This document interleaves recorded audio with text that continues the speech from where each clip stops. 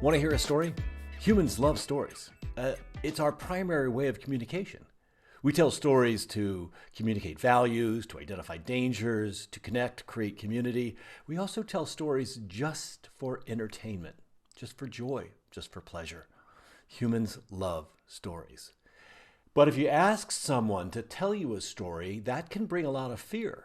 I mean, just the label of story can create fear. And when the stakes are high, that can turn into a full panic. I mean, there's a big difference between what you do this weekend and tell me a story about what you did this weekend.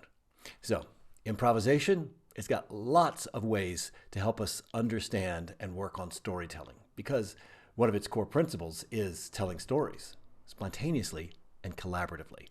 This is my friend Corey Rosen. Now, he is an improviser, a trainer. He's also an author. He's a really remarkable guy, and he's just released a book of activities to bring out the inner storyteller in each of us. Hello, my name is Corey Rosen. I'm from Applied Improv, and I am the author of a new book called Your Story Well Told, which can be purchased anywhere. So get yours today. And I'm here to explain a game today that is called Can You Guess What Happens Next? Exactly. This can be played both in workshops with a partner or, of course, to an audience.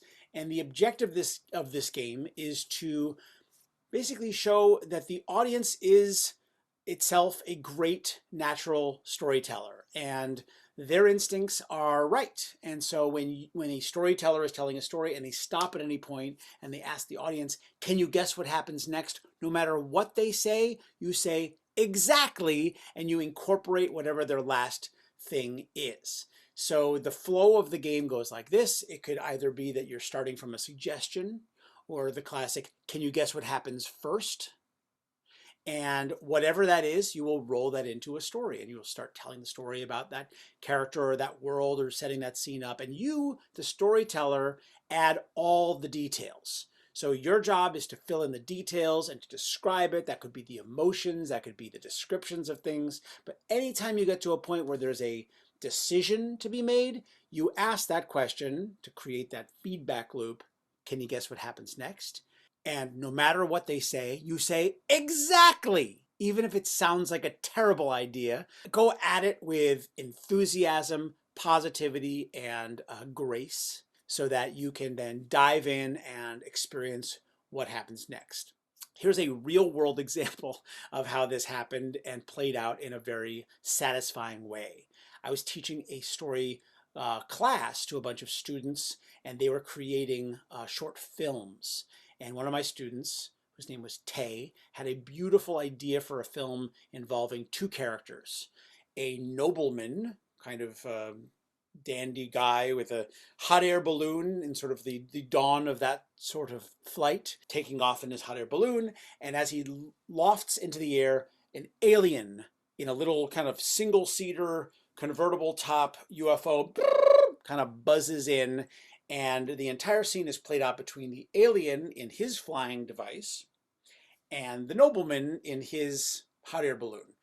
And there's a status relationship that's happening between the two of them where the nobleman is kind of insulted because the alien is making fun of him. Like he doesn't have the flexibility and the range that the alien has in his little mechanically inclined flying vehicle.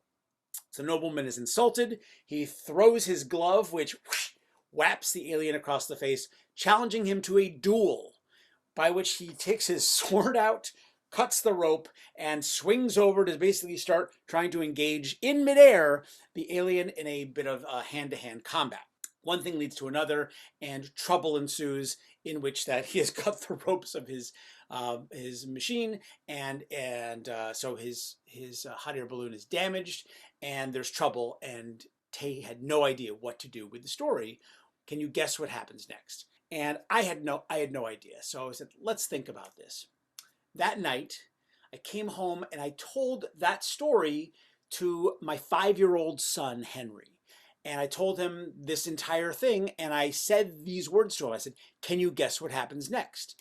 And Henry, a 5-year-old, said, of course, the alien's spaceship breaks down, so they have to tie the hot air balloon to the alien spaceship, and so they have to work together with teamwork and cooperation to solve both of their problems, which was exactly the right answer. I told that to Tae in class the next week. Tae put that into his movie, which is called The Encounter. You can find it on Vimeo. I'm going to ask William to put the link in the chat, and he even credits Henry Rosen, my son, in the credits of his film. So that is how you might use the game. Can you guess what happens next exactly in a real world situation? Thank you so much, and happy storytelling. Thank you, Corey. Great share. Get the book. It's filled with activities you can try. You know, what's going on here are a couple of really interesting things. The brain is a story guessing machine. It's always guessing what's going to happen next. It's just part of the way we work. And the other thing that's happening here is by asking the other person what comes next, they don't think that they're the storyteller. They're just adding a little piece. So they don't have any of the pressure. This is some of the beautiful parts about improv. How do we take the pressure away and just release what's already there, what's coming? Look, I want to thank everyone for showing up here. Please, you can support these videos by clicking like, by subscribing, and go the extra step. And while you're at it, just hit the subscription bell so you make sure that you get a first look at anything that I post here. And I got a lot more to post. You and I are making the world a better place, one playful game at a time.